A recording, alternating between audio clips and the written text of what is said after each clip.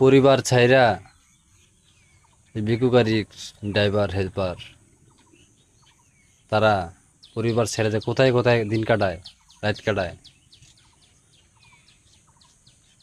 পরিবার তো এটা জানে না। পরিবার চিন্তা করে যে পরিবার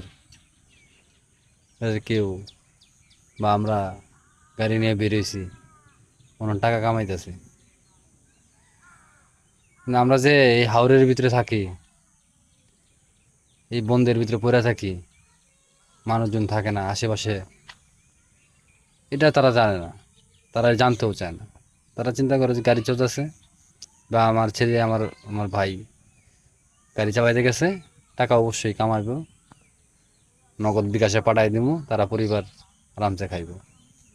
আমাদের যে একটা কষ্ট, একটা যন্ত্রণা, তারা এটা কিন্তু কেউ জানে না, কখনো বুঝিও না যে আমরা এত কষ্টে আছি। সবাই ভালো থাকবেন। আমরা অবশ্যই ভালো আছি, আপনারাও ভালো থাকবেন।